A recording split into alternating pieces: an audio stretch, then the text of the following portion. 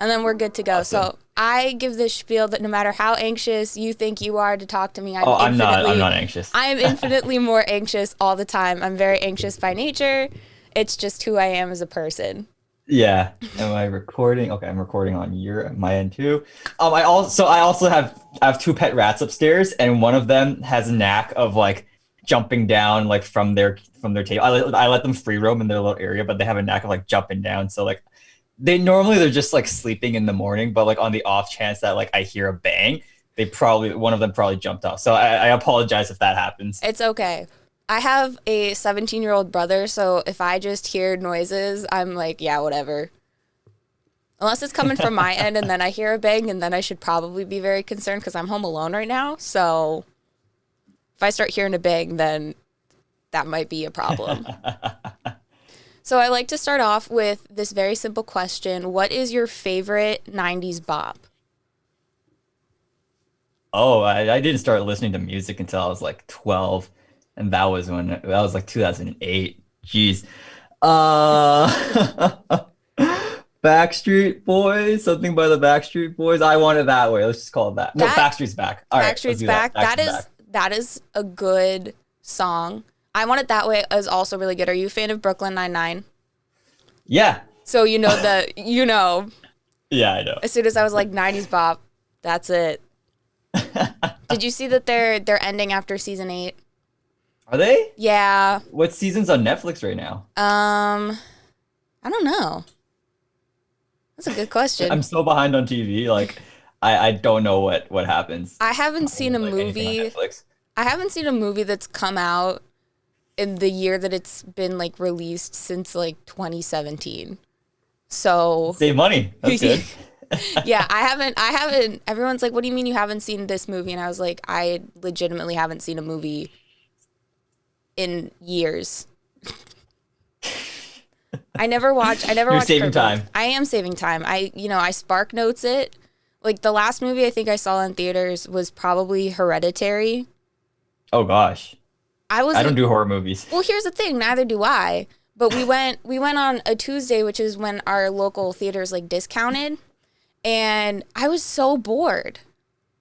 Like the whole time. And I was like, "We paid money for this? I was like, I don't get it." So I'm in the back of the Oh my theater gosh. and I have Wikipedia open on my phone and I'm like trying to figure out what's going on. Cause I'm like, I'm so separated from the plot, and that's how we figured out I don't like psychological thrillers. Yeah, I only do like comedies and like action movies, and Do that's you about it. do you And have kids a movies. do you ever do like a comedy horror type? I've watched Cabin in the Woods. That one's pretty jokes. Okay. But other than that, like anything that has to do with like horror, like if it's like legit horror, I'm like, nah. Mm, I If think there's the comedy though, I'm like, I'll take it. I'll take it. comedy, I feel like there's like that payoff. Like I think Tucker and Dale versus Evil was one of Oh yeah, them. I gotta watch that. I That gotta was a watch good that. one. Um, Anna and the Apocalypse was another good one. That's a Christmas movie actually. And they sing. So it's you got musicals, you got Christmas, and you got zombies. Wow. And Scout's Guide to the Zombie Apocalypse was another good one. That one was Man, funny. there's so much like I don't know of. Like anything with like blood and stuff, I'm like, I'll stay. If it's like horror, I'll like, I'll stay away from it. If it's This is how action, I'm I like, watch okay, I can them. take it. This is how I watch them, just like this, with my hands over my eyes, and then I'll be like, Wow. "Is it over?" But That's a, I'm a huge fan of animated anything. So oh yeah, same. I watched the reboot of DuckTales. Like that's my go-to right now, as I've been keeping up with that. And then what else? Bob's Burgers. My brother and I both watch that incessantly. It drives my mom insane. Yeah. Trying to think of what else. Like anything where we You watch watch. South Park? I have seen South Park. It really wasn't my cup of tea. Not your thing? Nah, Ah. Family Guy wasn't my thing either, but my dad really likes it. So, we tolerate it, but I've seen every single episode of The Simpsons ever made. Oh wow. And Wow, that's crazy. and as much as I hate the new stuff, I'm not about to break that streak. I've watched over six. I can't get into Simpsons for some reason. Like I've seen clips and I've seen like parts of it and I'm like this is awesome, but like just watching like that many. Like I wanted to start from like season 1, season 2, just to like I wanted something to watch. But then like just watching the first few minutes, like I guess it takes a few years for them to like develop it into like what it is now. I don't know. Yeah, I mean, that's the common thing that I hear about it when they're like, what do you mean? And I was like, but I've been watching it since like I can remember. So I guess I'm like predisposed to liking The Simpsons. But after like I think like season 8 or something, they switch writers or like the head people leave, and then it just kind of goes a little bit off the rails. So, I mean, it's not for everybody. But when it's funny, it's really funny. But then when it's not, it's like ooh, like some of the jokes have not aged well. Oh, that's not good. So, how did you all meet? I wanted to figure that out because you guys said you met in 2017, or you guys started this project in 2017. All right. But how did you guys meet? So for the listeners out there, Jenn found me off a TikTok video, and that TikTok video was basically like my whole path, or like the whole path of my EDM duo, ALEXKADE. And so basically that's why Jenn reached out to me. But anyway, so Andrea and I, so Alex, that's like her stage name. My stage name is KADE. My name's Kenneth, right? But we actually met through our parents because her dad's cousin. No, wait, hold up. Okay, my mom's best friend's cousin is her parents. I think my Andrea's parents, Alex's parents. And then we met when I was like, I think I was 11 and she was 13, and we didn't really talk. We were just like, cool. And then it wasn't until like I think like I was in grade 7 and she was in grade 9 where we had some mutual friends and we started talking just like music stuff, right? And then like we've just always been talking about music, hanging out. And then when it came to 2017, like we both been pursuing music for a bit now. She was doing a lot of DJing, producing. She went to music school, just like me, different schools though. But I just remember like, hey, I work really, really well with her. So that's why I reached out to her. I never had like fights with her. It's like nothing stupid, nothing petty. Right. So I'm like, okay, I can work with her. Let's see if she wants to start a project together. So it was 2017. We started the project. But yeah, like we've known each other since we were kids. Like, what was it, like 14, 13 years now? It's been a while. Yeah. My best friend and I, we've known each other for 17 years. And we think about that because wow. I just turned 22, so like over the weekend, and we were talking about it, and I was like, God, that was so long ago. Like we met when we were 5, but I have very similar stories of, it's my mom's cousin's friend because my mom's Italian, so you got the big extended family of like it's somebody somebody through somebody, like. I don't know if you read comic books or if you're into that kind of stuff, but the CW has this show called Black Lightning, which was based on a comic book written by my cousin 4 times removed or something like that on my mom's side. That's wild. It's the 6 degrees of separation. Yeah. But how everyone knows everyone. Everybody knows everybody somehow, and that is a scary, scary thought. So how do you feel like? Do you feel like TikTok has like increased your streams? Like, how has TikTok like affected the project? Oh man, TikTok is like the reason why we were able to survive 2020. I got on TikTok in the end of February in 2020, and the first video I posted, like seriously, my friend was, I posted some videos in January because I'm like, might as well, let's get on TikTok. Everyone's getting on TikTok. Let's get on TikTok. I posted some videos. I didn't understand it though. But yeah, I gave up on TikTok like after posting like 5 just random videos that had like no content whatsoever. It was just like random stuff. But come the end of February, my friend, he had a viral video and he told me like, yo, get on TikTok. This is going to help your music so much. And I was like, I don't know what to post. And he said, you have so many drum covers and just old content and old videos on YouTube, on your hard drive, old songs, like literally just post any one of those 15 seconds, post it up, fire and forget, and just see what happens. So I did that. I found this old video of a drum solo. from like 2 years ago. And I posted it and it had 400,000 views in one night. I was like, oh, so that's the power of TikTok. And so since then, I was like, okay, TikTok can really, really help me get more reach for myself, for my brand, for the band. So I was just like playing around with TikTok. And then it wasn't until I think about April where there's this girl called Jade Vincent. I think her tag is Jade Can Dance or something like that. And she's got I think 2 million followers now. But basically she did some covers and she was trying to get those covers out there. So she said, anyone who duets my video or uses this sound, if I like it enough, I'm going to duet it on my page. So my friend told me that. He sent that video over to me and he's like, yo, you should do something with this, remix it or something. I was like, okay, sure. I just woke up from a nap at that point. It was like 6 o'clock on a Thursday. So I ran downstairs, remixed it in like 2 hours. And then I posted it, I tagged her in it. And it happens that she was on TikTok Live. So I typed in the chat, yo, Jade, I made a remix of your Wonderwall cover. Go check it out after you're done the live. And she saw that message. She's like, oh, okay, yeah, I'll check it out. And then she reposted it. And I was like, wow, it's that easy to reach out to big creators. Like I had like, I think 4,000 followers at that time. And she had like 1.4 million. So it was just so simple to reach out to them.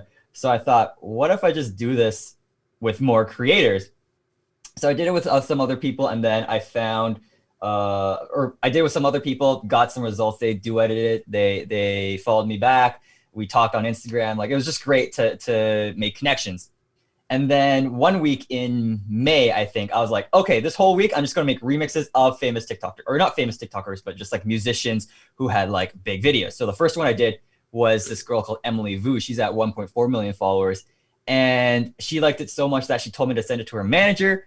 And then her manager commissioned me for a remix. So I ended up on, so ALEXKADE's first song was because of TikTok.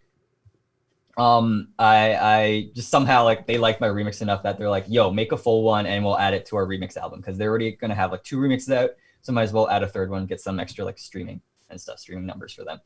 And then the next day after that, so this was like, that released in July, right? But in May, when I was doing that week, the second day I did this guy called Trey Little. I think he's at like 1.2 or 1.4 million followers now too. And I remixed his song and same thing. He doesn't have a manager. He's independent. So he messaged me, or I messaged him, asked him, do you want a full remix of this? And she's like, sure. And that became her second song on ALEXKADE, right? So I was like, wow. So since then, especially like during those few weeks where I was just like remixing all these people, just trying to make connections. I never really like blew up on TikTok. Like I only have like 17,000 followers right now, but I realized how easy it was to just reach out to people and connect. And so as opposed to TikTok, like being a thing that's like pushing my music out hard, it is something for me to just network with people, network with other creators, network with other artists, and just get to know them. And I feel like I'd rather, like, I would love to blow up and get like 1 million followers and something, but I'm still very, very happy with the results of how TikTok just connected me with like all these people from Australia, from Europe, from the States. Like it's insane, especially with the pandemic. Like I wasn't networking at all. So TikTok was like my way to network. And I've met so many amazing people off of TikTok, like people I talk to on a regular basis, weekly basis. It's crazy. It's such a great community. It's not fake like Instagram. Instagram, I feel like it's just like everyone's business card nowadays, whereas TikTok is just so organic and personal. So I'm just so grateful for TikTok, even though it's like the biggest waste of time. Or I wouldn't say it's a waste of time, but if you get trapped on it, you know, you get stuck on like there for like an hour or something. But it's been really, really good for my music. An hour on TikTok is very, very low on my scale. Although now, because I'm searching for a job, I spend more time on Indeed than I think I do on TikTok, which is saying something because I spend a lot of time on TikTok. But yeah, because I forgot you guys are in Canada. You guys are Canadian. Yeah, we're in Toronto. And you were saying a boot, like, I don't know. Oh, did I? Yeah, I used to not have that. And then my girlfriend, she's actually from Nova Scotia, which is like the Maritimes, which is like that they have the heavy accent, right? So that's sort of like kind of brushing off on me. Instead of saying bar, I say burr sometimes.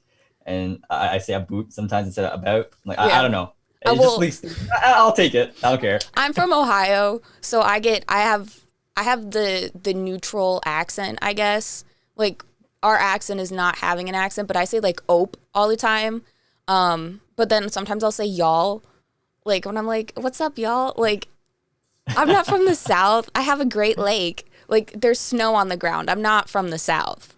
Although Yeah. I guess that's not saying much because they have snow on the ground. But TikTok is a wild place because I've had 2 videos go like viral per se. Wow. And they were just me being a dumbass. And I went from like 17 followers to like 1,000, so it wasn't like a ton. But do you know who Ben Brainerd is? No. So I he's don't. this comedian that does like weekly news reviews as like the states. So he'll like dress up as each of the states. And I was just like, I have been nonstop thinking about this TikTok for days. And I was like, and I have beef with you because of this. And then everybody kept tagging him in it. And then he responded to it. And I was like, God, I was like, I got to die now. I was like, time to go throw myself out the window. That's But hilarious. TikTok is such a fun place. It keeps me in tune with like the younger people. I'm turning 25 in June. So I'm not like too much older than you, but like compared to like the Gen Z people, my little cousins are like 13, 14, and just like seeing how they talk and the emojis they use and like how it's just so different. So TikTok keeps me like a bit more grounded to like these kids that I want them to like my music because EDM is for like younger people in my yeah. opinion. So I TikTok keeps me like young, and that makes me feel old AF. But Yeah. yeah, Well, my friend Ryan, he is in a band and he is on TikTok. He's going to turn 27 next month and I make fun of him for it all the time. But he was like, "Can you explain to me what this is?" Like he goes, "I'm seeing a lot of millennial slander." And he was like, "I don't know what this is about." And I was like, "Well, you should because you're old." I was like, "I'm going to have to wheel you into a nursing home." But man, they Gen Zs hate us. Like I learned, so it doesn't affect me too much, but apparently having like a side part, and having like skinny jeans and stuff, and using the laughing face emoji just makes you old nowadays. And I had no idea, and I was like, what? And so I showed my girlfriend that, and she's like, yo, I saw that on Facebook and it made me so angry. Like, what's wrong with all these things? Right? So I'm like, okay, so let me look into it because it doesn't really matter to me. I'm a guy, like I don't care. I just literally just wear like a t-shirt and like tight jeans like all the time. That's literally my thing, and like no one's gonna care. But I asked my little cousin, like 13 and 14, I sent both of them the meme photo is like, this is when you're old. And then my little cousin was like, yeah, my mom does that. I was like, oh wow. oh no. And so I showed my girlfriend, and now she's like going through an existential Still crisis. crisis. Not really, but it's just so funny. It's like skinny jeans and tight jeans are just so convenient. Like, what do you wear? What do you wear other than that? Like, I have no idea. Right Doesn't matter now, to me though, but yeah. right now I'm wearing 90s bootcut jeans. So I have a lot of vintage denim, but I still own a couple pairs of skinny jeans. So because I was born in '99, so I was like I'm right on the cusp Yeah. of both. So I'm just like, yeah, but I part when my hair is clean, I like part it to the side sometimes, you know. I still use the laughing face emoji. It's Yeah, my cousin says they use the stop and the crying one. They use like the hand crying emoji for some reason. I was like, that's really weird. Is that because like you're actually crying on the inside though? It's just the kids are so different these days. oh my God, am I old? Nah, I think that's just like them, her and her school or Oh, something. But that maybe. that makes me feel old. Oh Actually, I God. saw this TikTok where there was this 25-year-old, so my age, complaining about how she saw this TikToker that she loves literally saying, or she was saying that she'd literally kill herself if she'd kill herself before using the laughing face emoji. I'm like, what's wrong with that? And I was looking through the comments, and then there's like kids defending this TikToker because we both don't understand. There's kids defending this TikToker and saying she doesn't know any better. She's old. I was like, yo, we're 25. Like, we're not that old. Oh my goodness. It hurt. It hurt. I don't know if you've seen the remix, the millennial remix of the girl singing to Boys by Lizzo, but it's the millennial and she just is not on beat at all. It is like Oh my the gosh. worst thing I've ever heard. If I can remember where I think I might have saved it and I will send it to you, but like Please send it to me. it is the most god awful thing I've ever heard. And if you could somehow make a remix out of that, I think you would like that's it. You could blow Well, up. we'll see about that. We'll see about that. Be like I've made it tolerable. Man. Yeah, you got me depressed now. You got me thinking. Oh, Thinking now now. I got myself Yeah. thinking, oh Nah, no. you're 22. You still got like some years in you. Like I'm now that I'm 25, there was literally this comment or there's this video. This girl saying, no, she posted that she was like 24. No, she was posting that she was 22, and then this little kid comments, "Wow, you're 22 already. You look so young." Like, I said I said TikTok thanks. is young. I said I thanks. I look so young from all the souls of children I harvest. But yeah, there's everyone's cup of tea. Yeah. Don't feel too old. Oh no. I was like, yeah, because I make playlists to go along with like to like supplement content sometimes because I will be up really late and I'll be like, I have an idea for a playlist, so I'll just throw it together. And I was like, for my birthday one, I was like, I'm closer to being 25 and dead than 18 and fun and flirty. Like, and I was like, you're fine. But I have an old man body, so like my joints crack all the time. And my Yeah. friend Rory was like, Jen, I can't believe you're gonna be old. And I was like, as soon as I read that text, like all of my joints just cracked. And I was like, Yeah. how did you do that? I was like, you're 45 minutes away. How in the world did you make that happen? And I was like, no thanks, witchcraft. Yeah, I just say like anyone under the age of 40 is still young. I just say that to like everyone now. Yeah. Well, my go-to is you don't look a day over 25. You know, that's my guess of like if I'm pretty sure they're older than 25, I'll be like, "Oh, you look like you're 25." And they're like, "You're being nice." And I was like, "Listen, I'm a very bad guesser of age." To be fair, if it's not written down on the calendar, I wouldn't know mine. Man, I used to do 1-800 Got Junk. You ever heard of that company? I have. So I used to work with them for like 3 months. But basically, I went into this home one time, and then I saw this picture of this girl in a graduation gown, and then the client was there, and I said, "Oh, is that your granddaughter?" "Oh no, that's my daughter." So I basically just like called this woman. I thought she was like grandma age, and after that, I was like, I just didn't want to go back. You were like, "Oh, Yeah, you're like time to die, I guess." that's me every day. Time to die, I guess. Any minor inconvenience. Well, I guess I'll die. Don't tell my psychiatrist I said that, Wow. because then I'll get committed and I don't have time for that. There's just so much good stuff to live for though. Like Oh, yeah. speaking of like mental health and stuff, like I do go through especially as an artist, like this career path is insane. The trajectories, the roller coasters that we go through. So I wouldn't say like I've ever been suicidal, but there's just times where I'm just like, I don't want to exist anymore. I mean, I Yeah. just want to like just like stop. I mean, except like everything else keeps going. I just want to just like pause time. See, If I anything, said just like that. let myself recover. See, I said that, and then a pandemic happened, and everything really did stop. And I went, so what now? Yeah, except you're still getting older. We're still getting older though. Yeah. Right? Because of that pandemic, which sucks. It's just like it's making it even worse. This pandemic has been like, man, it's been hard on like everyone's mental health. Yeah. So I'm just like, man, you just gotta find ways to take care of yourself, especially during these times. Well, part of my notebook is I'm working on a side project. I haven't figured out the name for it, but like a mental health series where I'm like interviewing my friends and like people about their experience with mental health and like very specific ones. And a lot of people are like, yeah, I feel it, but then I feel like everybody else has it. Like very few people that I meet like don't have any form of like mental illness. And I don't know what that says about me or if it's just like the culture that we're around, but we grew up in like the Tumblr age, like when we're very impressionable and the frontal lobe is still developing. And, thinspo was a thing and all of the stuff that I probably shouldn't have been exposed to at 12 or 13, but I was.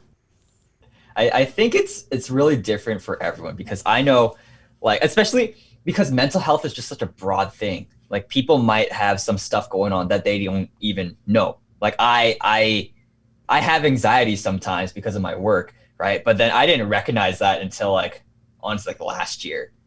So it's different for everyone, and especially like with the culture that I grew up with. So I'm Chinese, right? My parents are fresh from Hong Kong. They don't talk about mental health. It's not a thing, right? They're just like, oh, you're depressed, you're screwed up. Take some pills. Go do this, go do that. Oh, you're depressed. That doesn't exist. Just be happy, right? So it's definitely different, but it's. I feel like it's such a great time right now to grow up, to be a kid, and to learn about all these things. And even like at our age, I'm grouping you in with It's me okay. now. It's going to make me feel younger. But at our age, like we still have time to like learn about this stuff and recover, as opposed to our parents' age where it was kind of beaten out of them. It didn't exist for them, and they just don't understand what it is. And like if they're feeling down, they're just like, oh, that is what it is. Whatever, just let it be. Yeah. I'm the first in my family to get a bipolar diagnosis, like an official bipolar diagnosis. So my handy dandy pill container. This is my flex. Wow. It's a That's actually really cute. Thank you. I got it at CVS.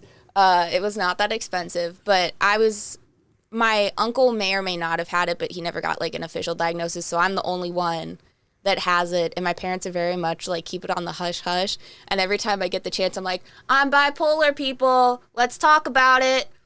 Because to me, like it was like a gut punch almost when I got diagnosed with it. Because like I knew I had anxiety, I knew I had depression, like I know I have PTSD, but like bipolar was something that I wasn't really expecting.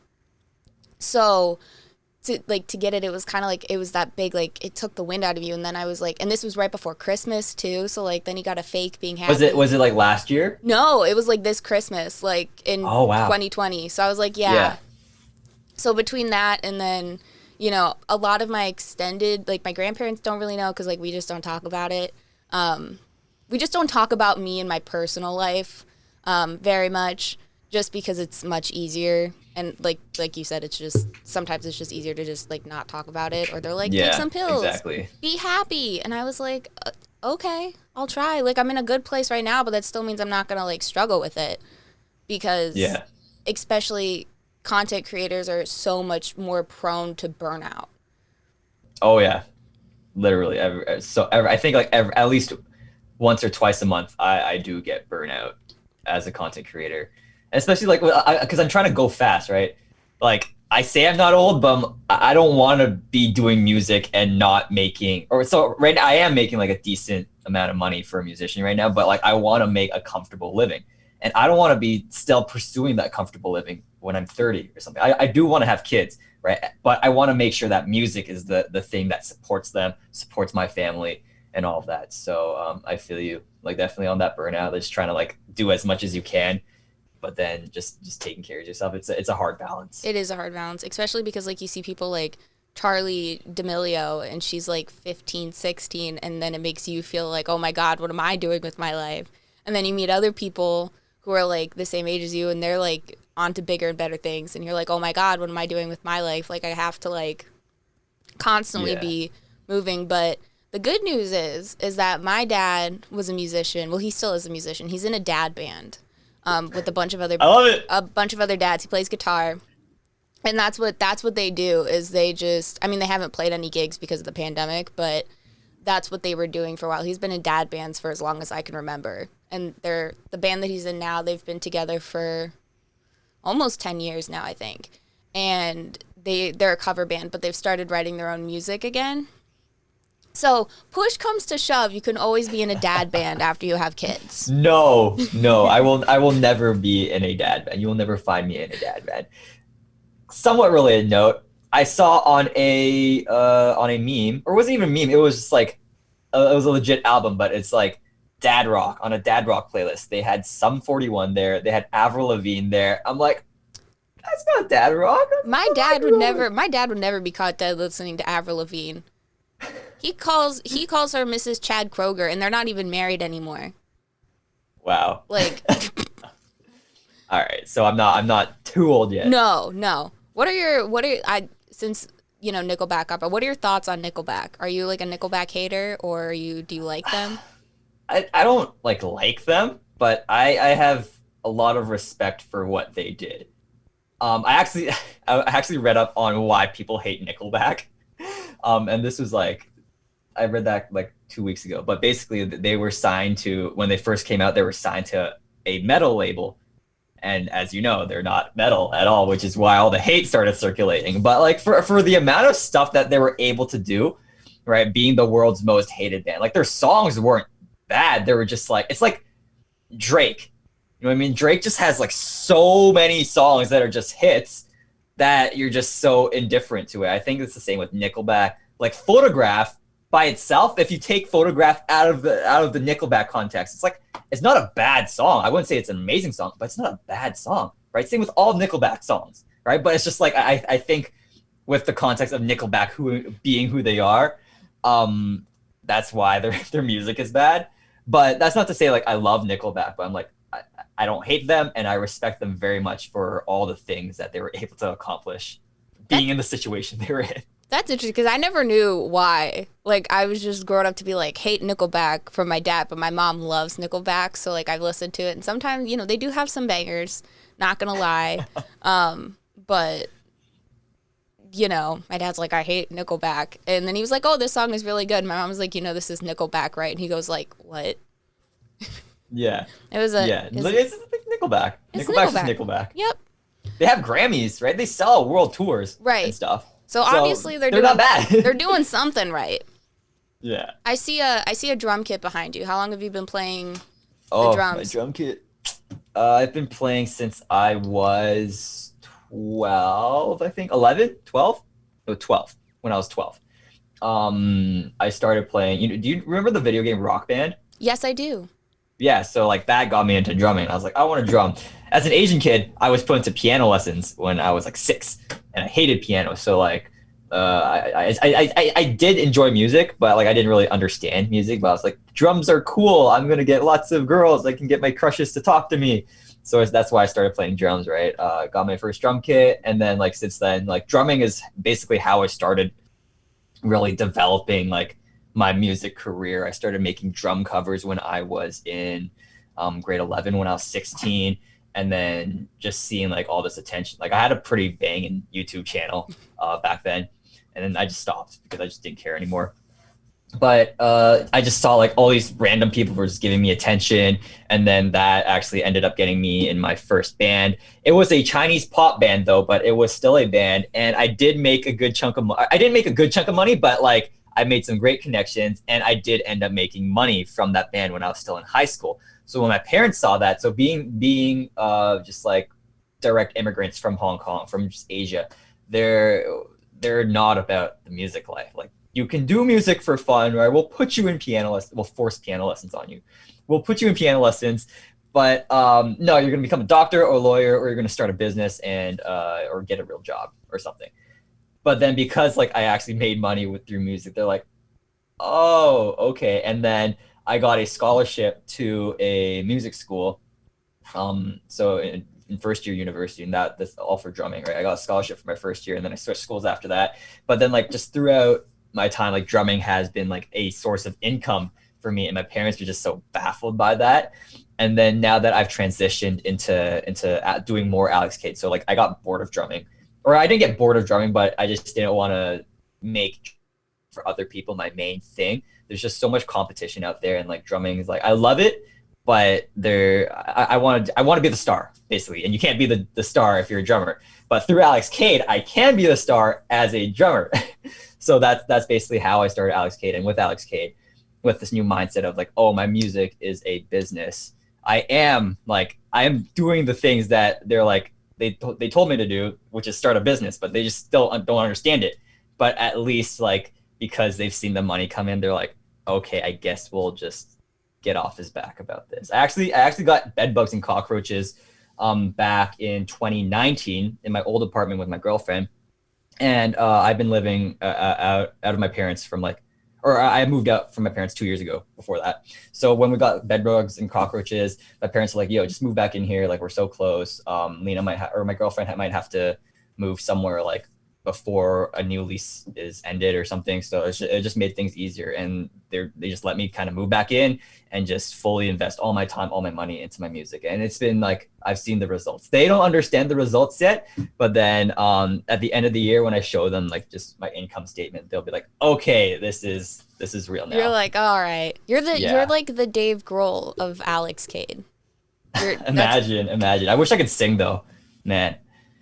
So on your website, it says that you guys do EDM that's like enjoyable without drugs. So like, I don't know much about. I know very little. Like I had a small minuscule dubstep phase when I was in middle school, and that was about it.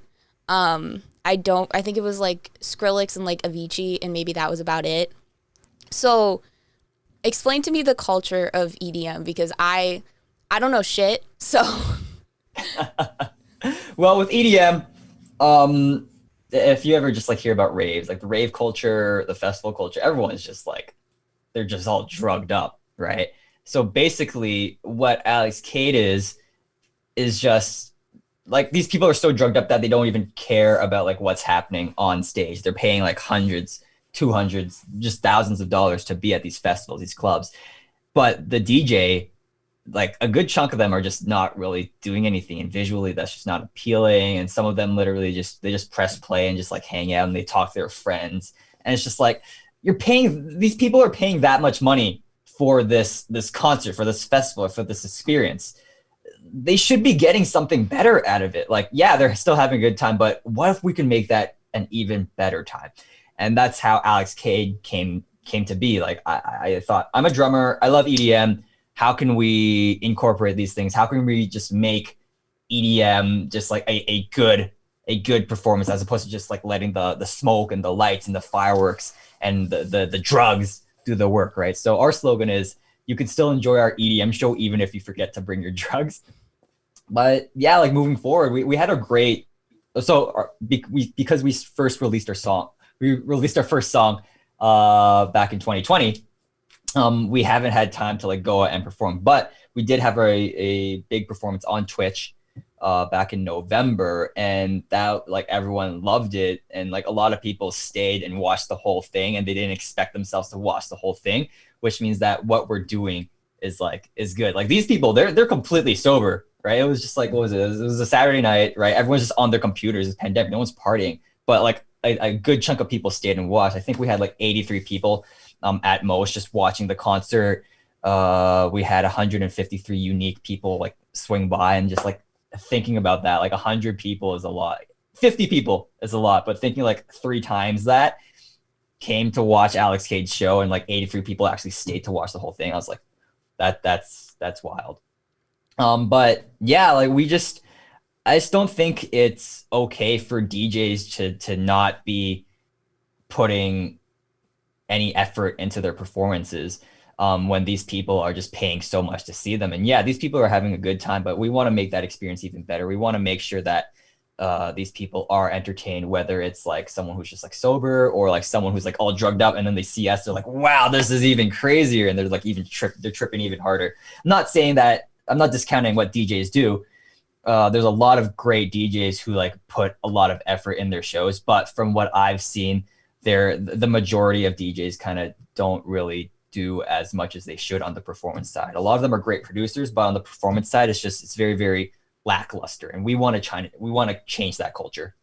That's like, it is really interesting, because I'm a concert photographer, but like I don't do big crowds very well, so I'm like an oxymoron. So I've never been, I don't really know that much about it, because my primary focus has always been like rock or pop, or like something at like House of Blues, or something like small and local. So it is really interesting to me to hear about that, because that just sounds like, I'm just imagining it in my brain, and I was like, that sounds so overwhelming, like already. We're trying to bring like that rock vibe to EDM, just having like the insane concert where you're just watching the artists, and like, as opposed to the music and the drugs and the lights that are kind of making you feel whatever it is you're feeling. We want to be the artists. We want to be the people, like the rock bands, like the AC/DCs, who are just like doing the crazy stuff and putting on a performance. And people are like, yo, we want to see a show. If you want to go see an EDM show, go to there. If you want to get drugged up and stuff, go to a club. But if you want to see a show, check out ALEXKADE. That's what we're aiming for. Do you have a particular like DJ or like show that you've gone to that like sticks out as like something you want to like emulate, or like one of the best shows that you've seen? I think for me, like I've never really been to like EDM festivals, but I went to 2 EDM concerts before. I snuck in, but basically, when I saw what they're doing, it was just lackluster. But I know I love performances, and I've seen like just like rock bands and stuff. I don't know if you ever heard of Periphery. They're like a prog rock band. They're one of my favorites. But basically, their show was insane. And it was just like it wasn't super special, but just the feelings that came out of that with like all the live instruments, just all the feeling, all the people like saying their songs and stuff, like it just felt so much better. And then same with just like whenever there was like live instruments and musicians doing stuff, just doing something and having fun on stage, it was just so much better. It just felt so much more fun. Whereas watching these EDM performances, like, yeah, like people are having a good time, but that's because a lot of them are drunk or just drugged up and stuff. And like the DJs, yeah, they're like jumping around doing their thing, but it's really like it's just not my thing, right? So that's why I want to kind of bring that live instrumentation, that kind of rock vibe to EDM. And our music is still EDM, is 100% EDM, but in the performance that we're trying to kind of move that over and cross over genres. So I wrote this down in my notebook. It says, "How the fuck do you make EDM like songs?" So could you take me through the process of what songwriting is like? Because I know it took you guys 3 years to release your first song, I guess, per se. Yeah, our debut original single. It really isn't too different from writing like any other song, except like sometimes just now you just don't have lyrics, right? You got to figure out, okay, what chords sound good, what melody do you want in this section, how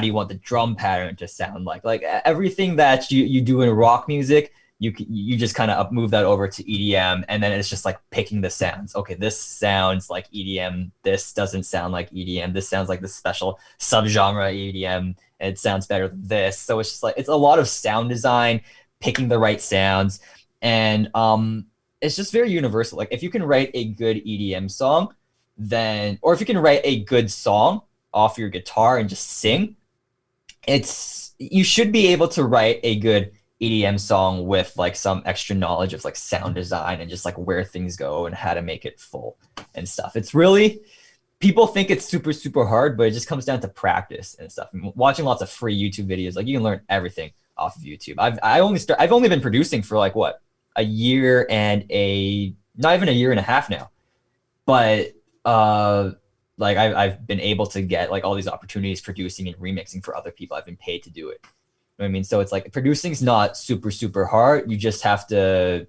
practice and educate yourself on what to do. Yeah, because my little brother, he's getting into music and he makes beats, which I feel like is like the first step to like get into the next level. But if you could collab with anybody, and I mean like anybody, it doesn't matter, who would you want to do a collab with and why? Man, it's got to be Diplo. Like he's just such a legend. He's written so many tracks and just produced so many tracks that are just like every genre possible. And he just seems like such a nice guy. I mean, he just seems like a down to earth guy. He worked hard, so it's got to be Diplo. Right? He's like one of my idols. So I send a ton of emails all the time to PR people, and I throw them all at the wall, and then whatever sticks.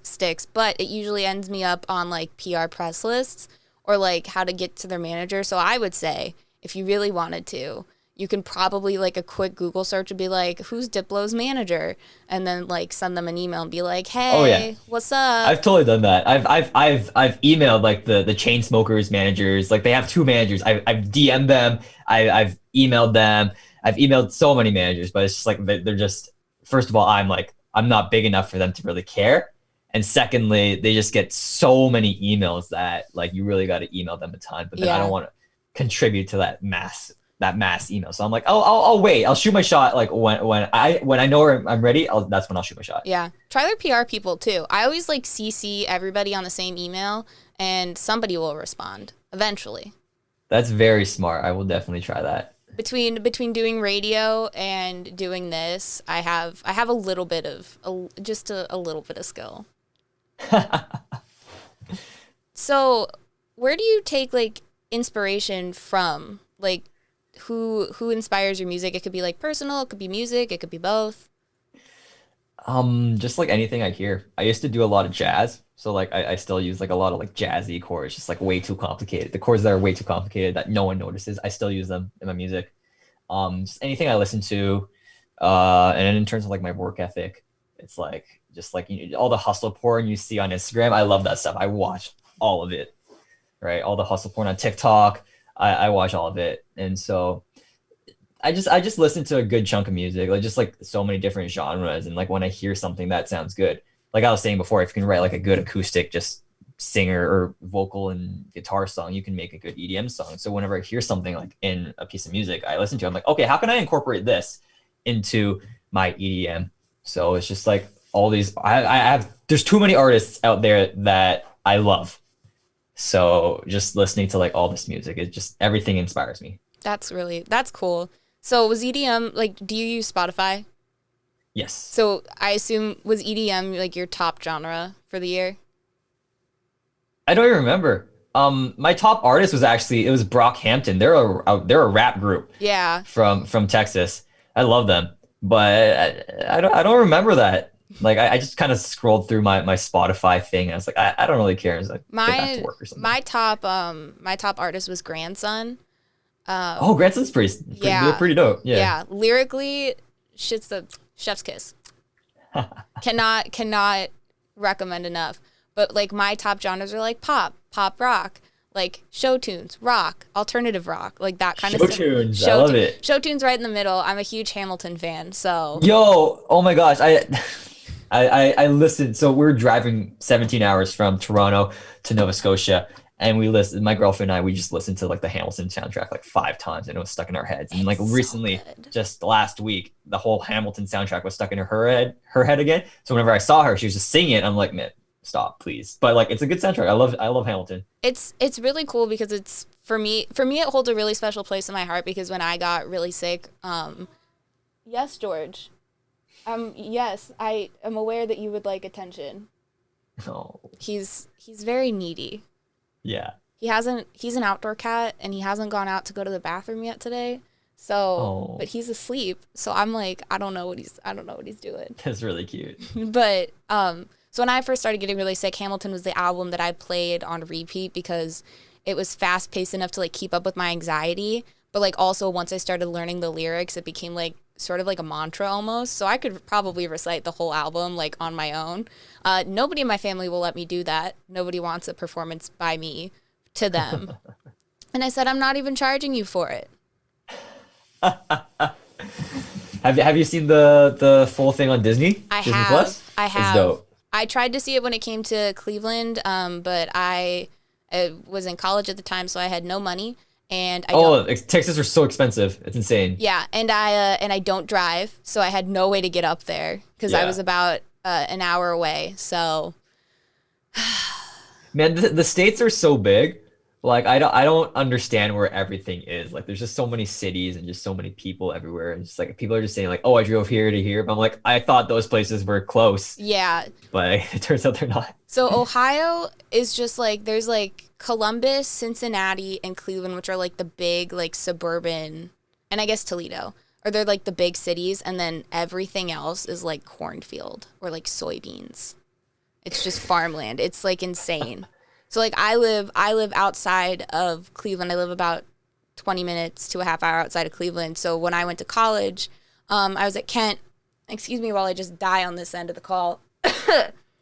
And so I went to Kent, and then I live in Twinsburg, and that's the halfway point between both is like where Yeah. I live right now. So getting to concerts is really good because I'd be like, hey, when I emailed them, I'm like, I need an extra ticket for my rider. So I was like, will somebody drive me to go see a concert? You don't even have to pay. I'll even pay for parking. That's awesome. That's so sick. If you guys ever do a tour, come to Cleveland. Oh, I definitely will. It's Like, it's a cool city. yeah. Like I haven't even thought that far into like the States yet, especially like with Trump before. Like it was such a mission getting into the States as a musician. So now hopefully with Biden, like things will be like a bit less stressful because I don't want to get banned from the States forever. I mean, You'd have to do a hard. lot to get banned. They still let me live here, so It's just with the music industry for some reason. Like the States are just so tough on Canadian musicians for some reason. It's weird. The That's laws are weird. There's so much legal stuff. that's Like so weird. yeah. Considering a lot of Americans shoot their like shows and stuff in Canada. Oh yeah, it's easy for Americans to get in Canada, but like the other way around, I don't know why it's so strict. It's stupid, but you know, it is what it is. We have no beef with Canada. That's interesting to me. I'll have to look into that because I was Yeah, like, the visas are weird. The visas are so expensive. But my last question is, do you have any advice to creatives or people that are just starting out? Like anything you wish you would have known or any words of wisdom that you could offer? Take care of yourself. Listen to your body. Listen to your mental state. When you feel like you can't go anymore, don't, and just chill. But also, don't confuse that with you feeling lazy and not wanting to do work when you still can. I think that's the biggest thing, and that's what's stopping a lot of people from pursuing things that they love, even if it's just a hobby. Like some people, they're like, oh, this is too much work. I can't handle it. My mental health can't handle it. Is it because you really can't handle it because this is causing this, right? Or is it because you're just feeling a bit lazy and this is kind of feeling like schoolwork? Because even though things are fun, hobbies are fun, I do music for fun. There are times where it's going to be hard, especially like anything that you want in life, it's going to be tough getting it, right? So it's just listening to your body and just knowing your limits, but also knowing what you need to do as well and splitting that up into how you can handle it yourself. It's your own path, right? Don't compare yourself to others. Yeah, that's what I have to say. That's really good. So if there's anything else you'd like to add, the floor is yours. If you ever watch Hot Ones, you know, you've completed the wings, this camera, this camera, this camera. Man, just thank you, Jen, for having me. Of course. You're such a cool person. I love your background. It's like the most colorful background I've ever seen. It's what I like to call my YouTube wall. So I have all these, like, I have a Hamilton piece up there actually. And then I have some like different posters and I color grade with all the art that I have. I don't draw, but I have friends who do. That's awesome. That's awesome. So but just to plug in my socials. Yes, plug yourself. If anyone here likes EDM, go check out ALEXKADE on Spotify. Alex, like ALEX space KADE, KADE on Spotify. On Instagram, we're at ALEXKADE Music. On TikTok, Alex doesn't have TikTok, so it's just me. So that's at Music by KADE. And Facebook, YouTube, ALEXKADE Music. Just Google ALEXKADE Music, and then you'll find us everywhere.